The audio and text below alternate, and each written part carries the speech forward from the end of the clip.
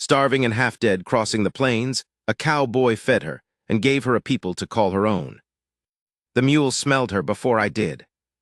I was riding drag on a herd of 230 head, mine, every one of them after 11 years of work that would have broke a weaker man twice over, and Cutter, my old gray mule, threw his ears back and stopped dead in the grass. Just locked up, wouldn't move. I'd had him long enough to know that when Cutter stopped, something was wrong with the world ahead, so I stood in the stirrups and looked out across the flats. Nothing, heat shimmer off the baked earth.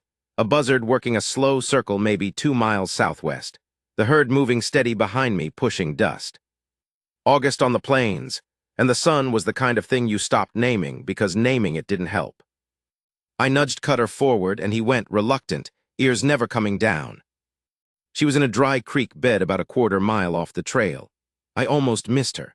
A shape in the buffalo grass that my eye wanted to call a dead calf, and then my eye adjusted and I saw the dress, what was left of it, more rag than dress by then, and I pulled Cutter up short and got down.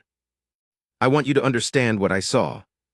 She was lying face down in cracked clay at the bottom of a draw, arms folded under her chest, cheek turned sideways. Not unconscious. Her eyes were open.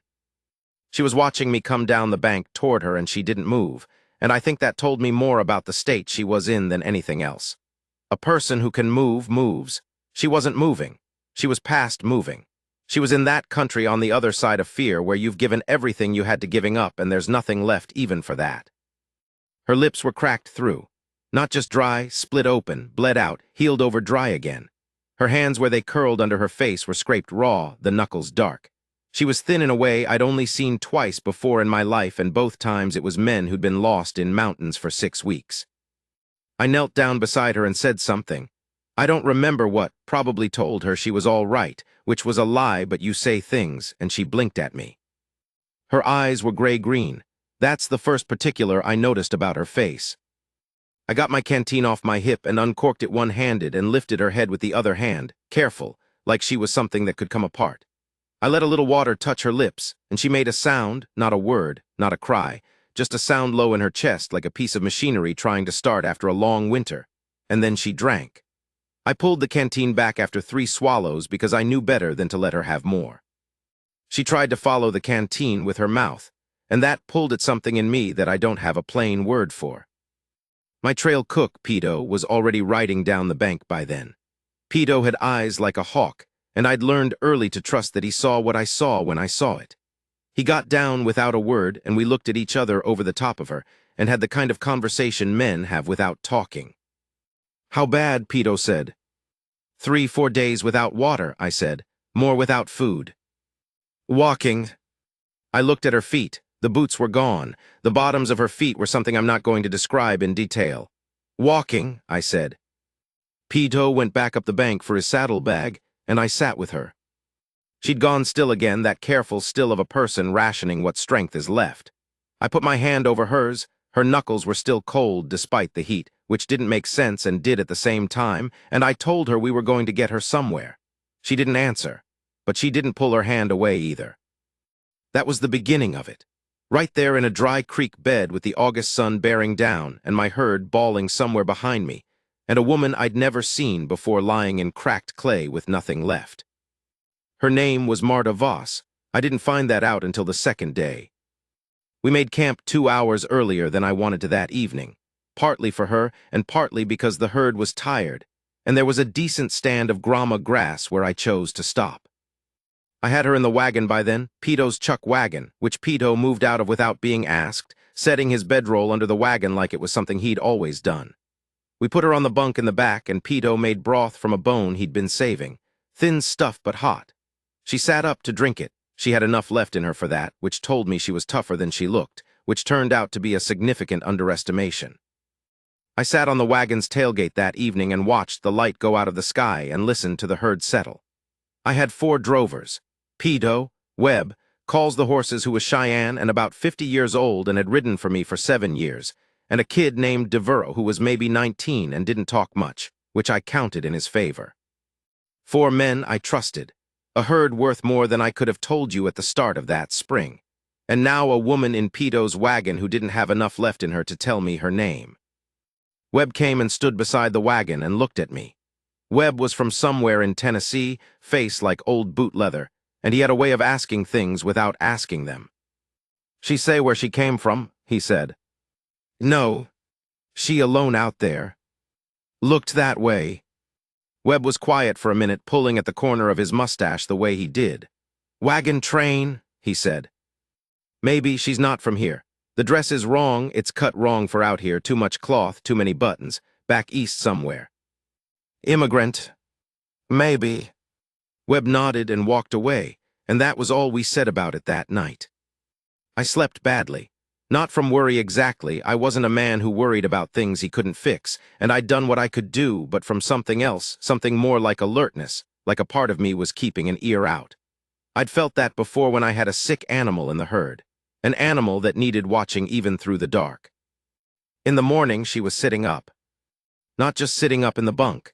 Sitting up with Peto's spare blanket folded neat in her lap and her gray-green eyes moving around the wagon, taking stock. When I pushed back the canvas to check on her, she looked at me without flinching, and I understood then that whatever she'd been the day before in that creek bed, it was the bottom of something, not the whole of her. "Water," she said. Her voice was barely a scratch of sound. I gave her the canteen, and she drank carefully, measured 3 swallows, and she handed it back. "Thank you," she said, in English that had another language underneath it. German, I found out later. "Can you tell me your name?" I said. She thought about it for a moment like she was deciding how much to give me. "Marta," she said, "Marta Voss." "Holt Candler," I said. "This is my outfit, you're safe." She looked at me for a long few seconds, and I held still under it. Whatever she was deciding, I wanted to let her decide it without me pushing in any direction. "I know," she said finally. She ate broth and a little corn bread that morning, sitting on the tailgate in the early light while Peto broke camp and the drovers got the herd moving. I told her she didn't have to talk, and she didn't mostly, but she watched everything. She watched how the drovers handled the cattle, watched Calls the horses on his paint horse working the lead animals, watched Peto pack the wagon with the economy of a man who'd been doing it so long his hands worked without him. She watched with the eyes of a person who was learning the shape of a new place, cataloging it, storing it. After maybe an hour, she said, "How far to a town?"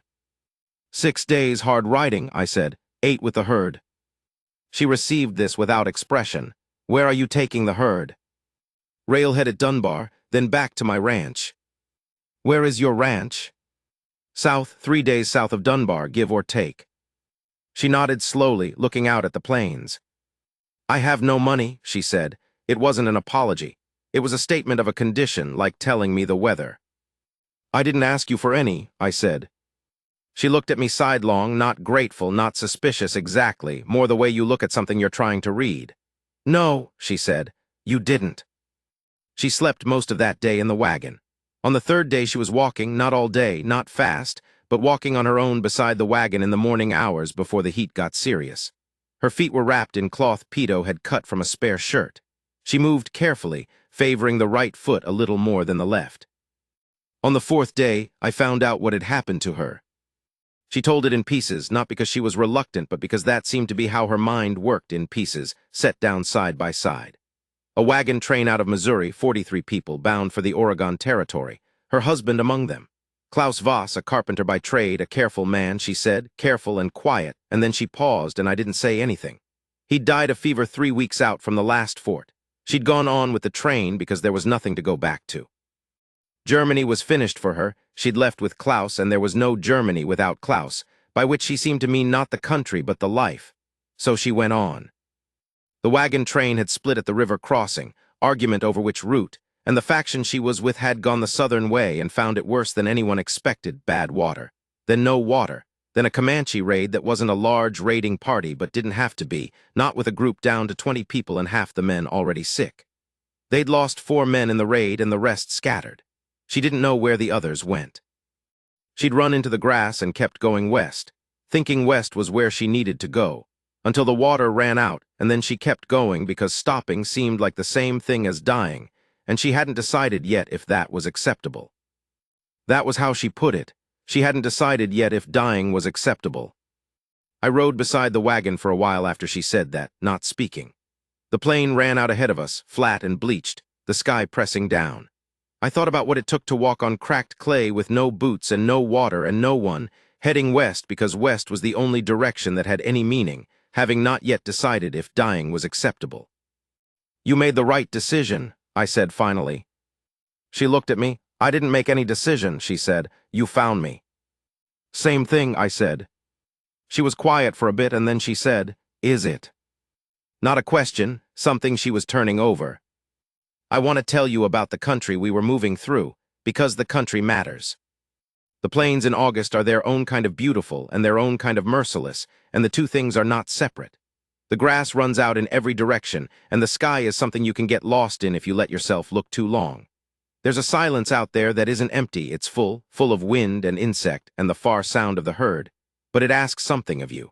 It asks you to be large enough for it or to admit you're not. I'd been on these plains for going on 20 years. I'd come out young and stupid and broke, like most men do, and the plains had taken everything I brought with them and given me back something harder and quieter. I'd built the ranch by myself, mostly some help from Calls the horses in the early years, who'd been wintering near my land and who'd sized me up one morning and decided I was worth talking to, which I still consider one of the better things that ever happened to me. I'd lost a wife to fever 8 years back, before the ranch was anything. We hadn't had children. I'd gone on building because building was what I had. I'm telling you this so you understand the shape of what I was carrying when Marta Voss came into it. Not a hollow man, not a broken man, but a man who had long since made his peace with being alone. A man who'd stopped expecting company.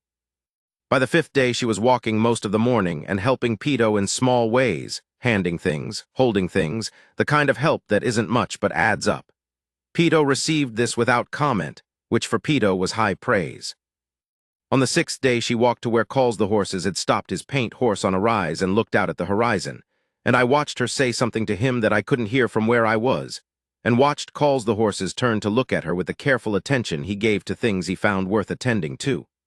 He answered her, and she nodded, and they stood there side by side on that rise for maybe 5 minutes looking west, not speaking. I asked him later what she'd said. "She asked what it looked like in winter," he said. "What do you tell her?" I told her it looked like the beginning of the world. I sat with that. On the evening of the 6th day, we came over a low ridge and Dunbar was in the valley below, and Marta Voss stood at the front of the wagon and looked down at it. Dunbar wasn't much, 2 streets, a cattle pen, a railhead, a hotel that was optimistic about the word, and enough saloons for a town 3 times its size. But it was buildings and lamplight and the far sound of a piano carrying up the ridge on the evening air, and I watched her face while she looked at it. She didn't look relieved. I noticed that. A person who'd been what she'd been 9 days ago should have looked relieved at the sight of a town. She looked something else. Calculating, maybe. Or like she was looking at something that didn't quite match what she'd been heading toward. I drove the herd into the cattle pens that night and made arrangements with the buyer to come in the morning, and I walked Marta Voss to the hotel and got her a room and told the woman at the desk to put it on my account. Marta looked at me when I said that. "I told you I have no money," she said. "I heard you," I said. "I can't pay you back. I didn't ask you to." She stood in the lobby of that hotel, which was really just a big front room with a desk and a staircase, and she looked at me with those gray-green eyes in the lamplight, and I looked back and she said, "Why?" I thought about it. I could have said something easy, that I'd have done it for anyone, that it was what a man did, that it was nothing. All of those things had some truth in them. "Because you were alive when you didn't have to be," I said, "and that's worth something." She was quiet for a moment. "Good night, Mr. Candler," she said. In the morning, I sold the herd and walked out of the buyer's office with more money in my coat than I'd ever carried at one time, and I felt the good solid weight of it the way you feel something you worked for, not luck but work, years of work, and the plains and the weather and everything the plains and the weather can do to cattle and to a man who's trying to hold it together. I felt it. I let myself feel it. Then I folded the receipt and put it in my inside pocket and went to find my crew. Pito was at the hardware store. Webb was at the saloon at 10 in the morning, which was his right after 6 weeks on the trail. Devereux was at the livery looking at horses with the look of a young man who would spend his wages on a horse and not regret it. Calls the horses was sitting on a bench outside the general store, eating an apple and watching the street with the same attention he gave the horizon on the plains. I sat down next to him. "She going on?" he said, meaning Marta. "I don't know," I said. He ate the apple. "She asked me about the winter," he said, as if reminding me. "I know. People don't ask about the winter unless they're thinking about staying through it." I didn't say anything. Calls the horses looked at me sideways. In 7 years of working together, I could count the personal observations he'd made on one hand, and each one had landed somewhere important. "You planning to just sell the herd and ride south?" he said. "That's the plan," I said. He nodded slowly, finished the apple, set the core down beside him on the bench with a kind of deliberate care. "Well," he said. And that was all he said. I found her at the milliner's, which I hadn't expected. She was standing at a table of fabric bolts, running one finger along the edge of a piece of dark blue wool, not buying, just feeling. She'd found boots somewhere, second-hand, a little large, and someone at the hotel had lent her a shawl. She looked for the first time like she had edges again, like she was filling out her own shape. She heard me come in and turned. There was something different in her face in the daylight of that store, something more open than the careful watchfulness of the trail. Not softened. She wasn't a soft woman, I'd understood that pretty quickly, but present, fully present, like she'd decided to be there. "I'm going to look for work," she said. "Do you know who in this town needs a woman who can cook and sew and keep accounts?" "Accounts," I said. I kept accounts for my father from the time I was 12. He had a dry goods business in Wittenberg. I looked at her for a moment. "There's a dry goods store on the 2nd Street, I said slowly. "Is there someone who runs it?" "Widow named Greer. She's been trying to find reliable help for 2 years. Marta nodded one short nod, a decision made. "Will you introduce me?" I introduced her.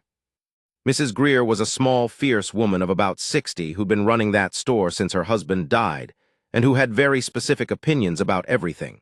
And she looked Marta Voss up and down for about 15 seconds and asked her 3 questions about accounts, and apparently liked the answers because she said, "Can you start Thursday?"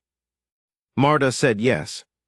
I walked back out onto the street with Marta beside me in the afternoon sun coming off the dust at that low angle it gets, and I said, "Looks like you're staying in Dunbar." "For now," she said. "You'll be all right," I said. She stopped walking and turned and looked at me straight on. In the weeks since the creek bed, she'd always met my eye, but not like this, not with this particular directness. "You're leaving tomorrow," she said. "Day after, got to settle up with the crew and get the horses shod." She was quiet for a moment. "I'd like to cook dinner," she said. "For you and your men tomorrow night. Mrs. Greer will lend me her kitchen," I already asked.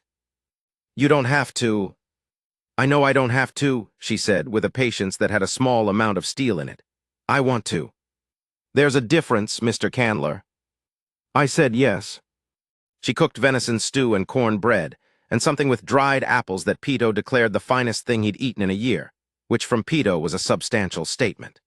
We sat around Mrs. Greer's big table, me, Pito, Webb, Devereaux, Calls the Horses, and Marta, and we ate, and the conversation moved the way conversation does when people have been through something together, easy and circling and not requiring much. At some point, Webb was telling a story about a bad river crossing 3 years back, the kind of story that gets better each time, and Marta was listening and laughing at the right places, a real laugh, not polite. And I looked at her across that table in Mrs. Greer's lamplight, and I thought about the creek bed, about the shape in the buffalo grass, about the way she'd been lying face down in cracked clay with her eyes open, past moving, past fear, in that country where you've given everything to giving up. And now she was here, at a table, laughing. I don't know what I looked like in that moment. Probably nothing. I've been told I have a face that doesn't give much away, which is mostly true.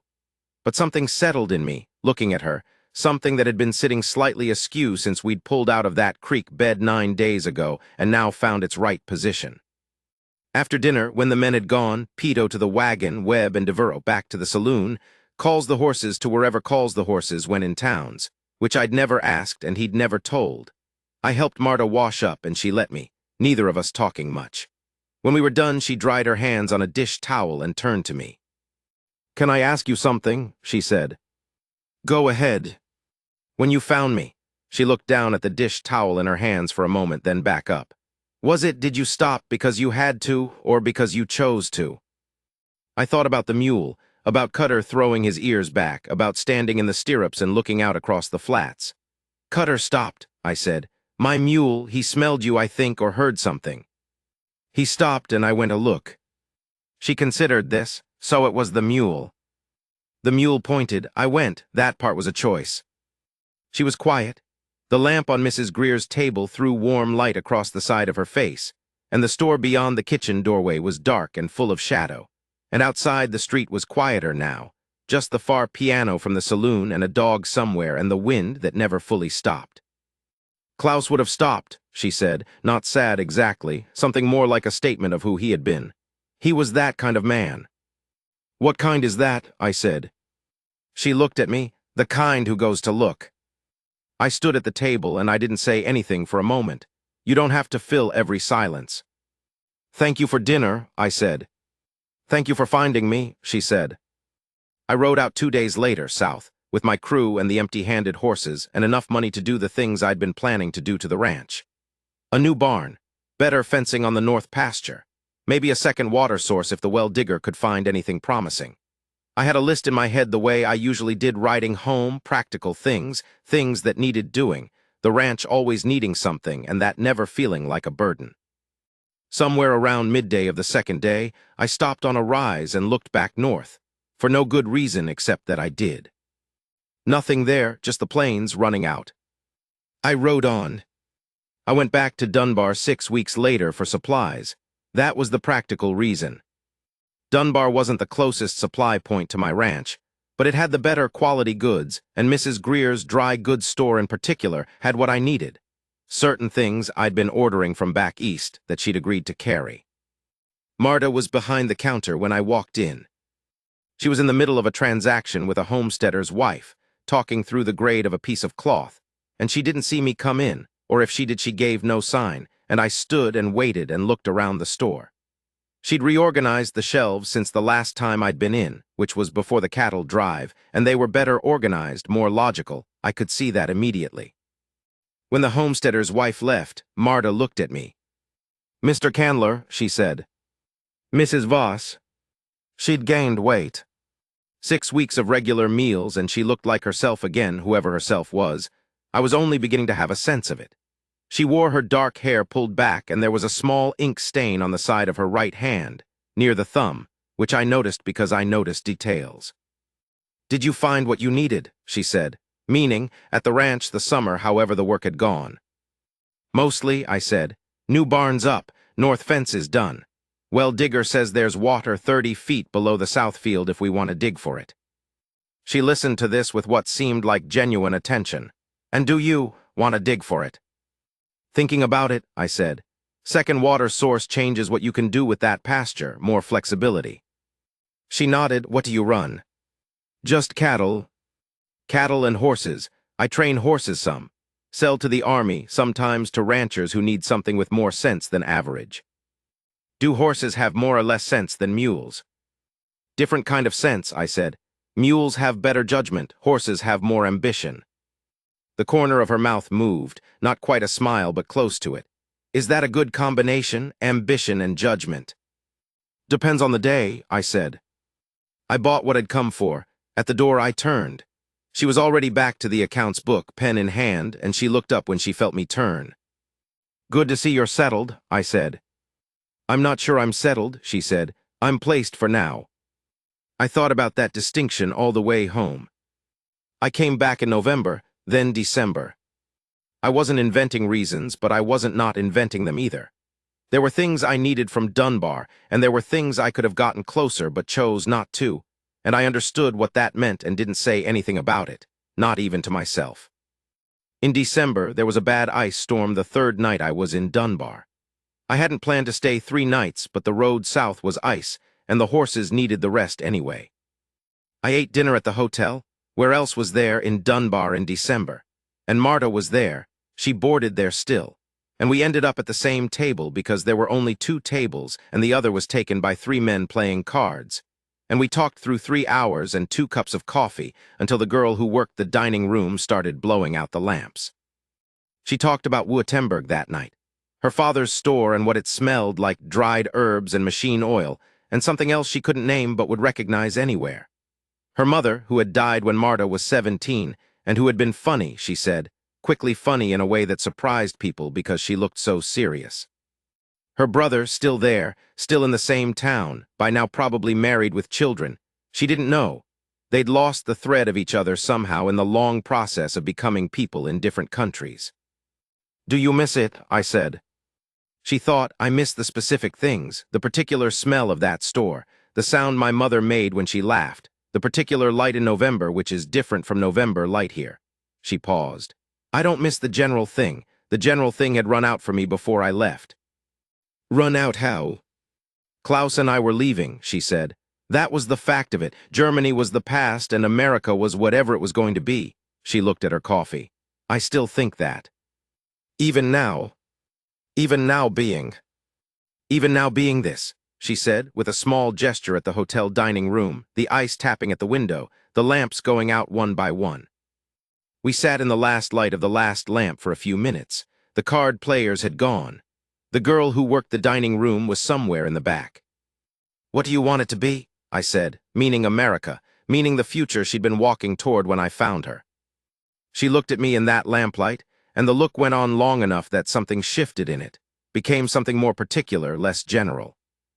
"I don't know yet," she said. "I'm still learning the shape of what's available."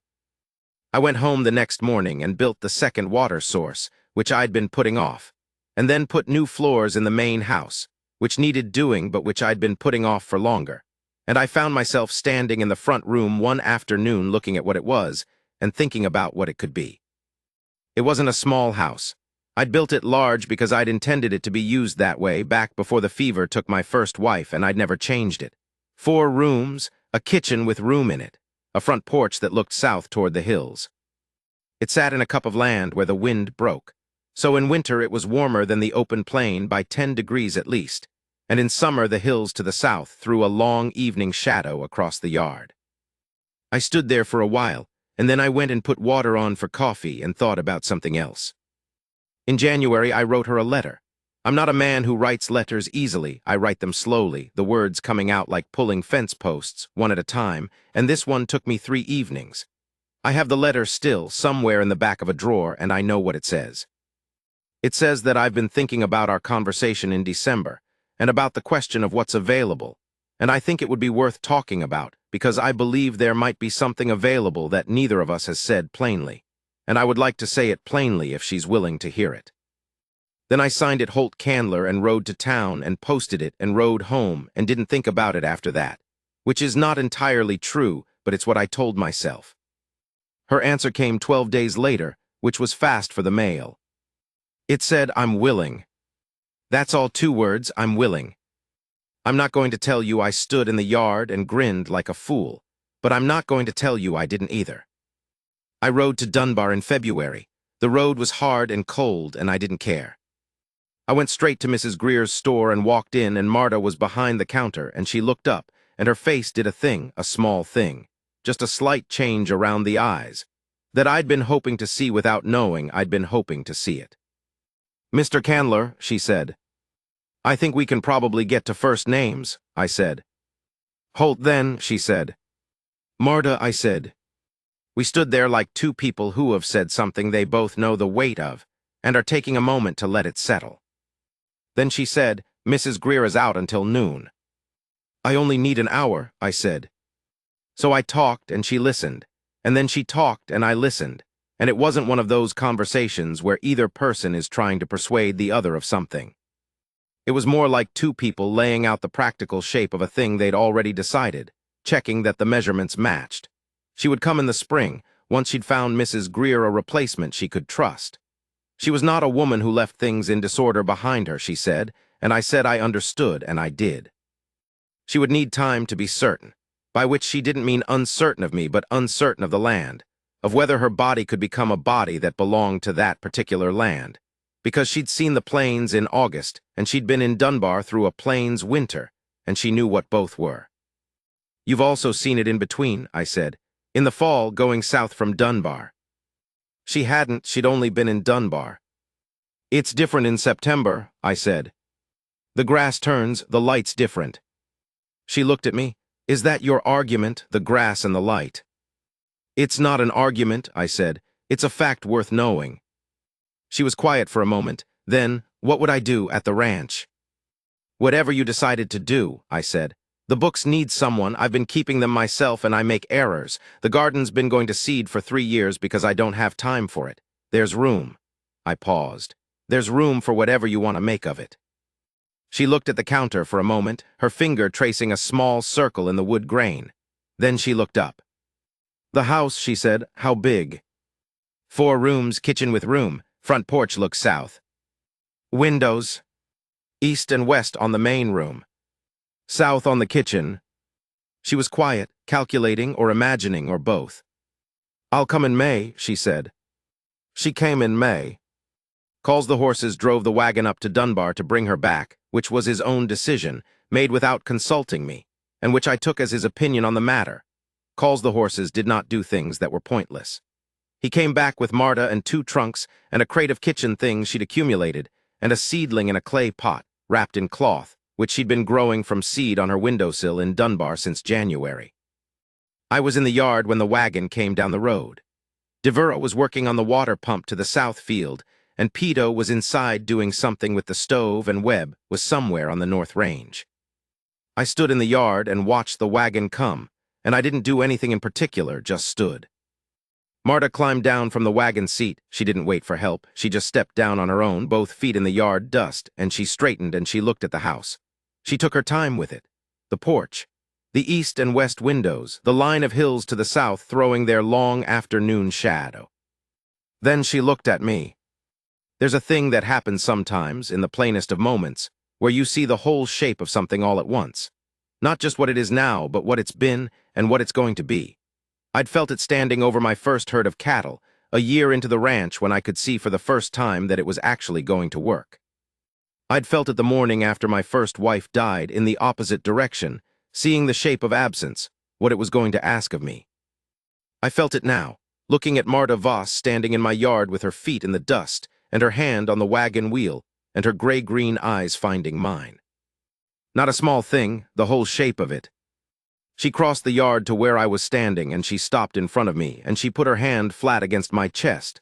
Not a gesture, not a signal, just a hand against my chest, feeling the steadiness of it or the heartbeat or both, and she looked up at me. "Show me the garden," she said. I showed her the garden. It was as bad as I'd said, 3 years of seed going wherever the wind took it, volunteer plants I couldn't name, a fence post leaning, the whole thing needing serious work. She walked along the edge of it with her hands on her hips and her face doing that calculating thing, that taking inventory look. "We'll need to start again," she said. "Pull everything and start from good soil." "When?"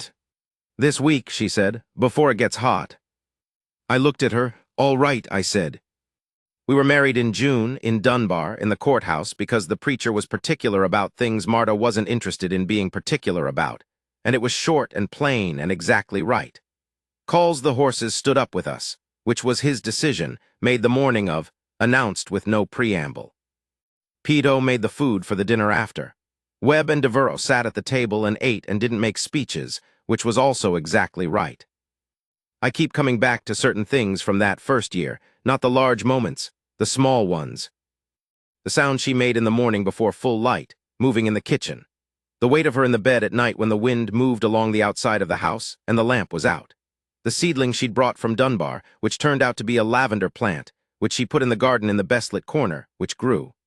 The way she sat with the account books at the table after dinner, the sound of the pen, the occasional small sound of satisfaction or dissatisfaction she made when something worked out or didn't.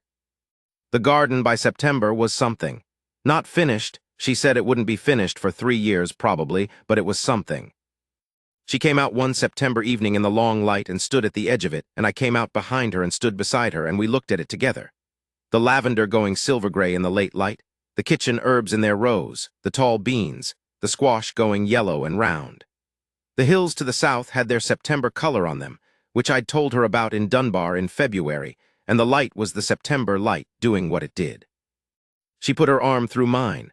Not romantic exactly, we were past that kind of gesturing. It was something more plain, more solid. She just took my arm and stood there. "You were right," she said. "About what?" "The grass and the light," she paused. "September." I looked at the hills. "I wasn't arguing," I said. "No," she said. "You were just telling me a fact worth knowing." We stood there. There's not a lot more to tell in the sense of events. What happened next was the ranch, was the work, was the years. The south field with the new water source turned out to be the most productive pasture I had. The horse training grew into something in its own right. Calls the horses taught Marta to ride, which took 3 weeks and was, from what I saw of it, a negotiation between two extremely determined people, and she came out of it riding well. Pito got old enough that he stopped trail driving and just cooked at the ranch, which suited everyone. Devereaux left in the 3rd year to start his own outfit, which I told him he was ready for, and he was. Webb stayed, because Webb was the kind of man who found his place and stayed in it, and I was glad of it. And Marta, I want to be honest about what she became to that ranch and to me. Not in a way that swells it up, she'd be the first to tell me to cut it down, but honest. She took the books and made them something. She took the garden and made it something. She took the house, which had been a man's house in the bluntest sense, and made it a house someone could live in fully. Not by changing everything, she was too smart for that, but by adding to it in ways that were so exactly right that after a year I couldn't remember what it had looked like before. And she knew the ranch. Not immediately, she was a dry goods store woman, not a cattle woman, but she learned it deliberately, the way she'd learned the shape of my crew on the plains coming up from that creek bed, cataloging, storing. She asked questions. She rode out. She went to calls the horses with questions about the land, and to me with questions about the cattle, and to Pito with questions about provisions. By the 2nd year, she knew the ranch the way someone knows a thing they've decided to know completely. There was a winter storm in the 4th year that hit us hard, harder than the worst I'd seen out here. 3 days of wind and blinding snow and temperature that went places it didn't usually go. I lost 11 head of cattle. I also lost, and this is the part I don't tell often, 2 days of myself, where I was in the grip of something, a sickness that came on hard during the storm, and I don't remember the 2nd day at all and only pieces of the 1st. I remember Marta's hand, the back of it against my forehead, the particular dry coolness of it. I remember the sound of her voice from somewhere above me, not the words, just the sound. I remember coming out of the grip of it with my eyes focusing slowly on the ceiling of our bedroom and becoming aware that she was in the chair beside the bed, asleep, her head on her own shoulder, her hands in her lap. She'd been in that chair, I don't know for how long. Long enough that her neck was going to hurt when she woke up. I lay still and looked at her, and I didn't say anything. When she woke in stages the way she always did. And then her eyes found me, and she was immediately fully awake, leaning forward, her hand going to my forehead again. "Hold," she said. "I'm here," I said. Her hand stayed on my forehead for a long moment. Then she sat back. She pulled her shawl tighter around her shoulders. She looked at me with the expression I'd come to know as the one she put on when she was deciding how much of what she felt to let show. It was usually about 30%. That morning it was more. "You're not allowed to do that again," she said. "It wasn't on purpose," I said. "I don't care," she said, and there was something in her voice, not the words, the thing underneath the words, that told me what those 2 days had been for her, what they'd cost. She'd come to this ranch with nothing, built herself a life here out of what she had and what I gave her, made it real and rooted, and she'd sat in that chair for however long it took because the alternative was not acceptable. She hadn't decided, yet if dying was acceptable. I'd said she made the right decision, back in that dry creek bed. She'd said she hadn't made any decision, that I'd found her. I understood now what I hadn't understood then. She'd kept walking west on cracked clay, with no boots, with no water, past fear and past strength, because she hadn't decided. And the not deciding was itself a kind of decision, the most fundamental one.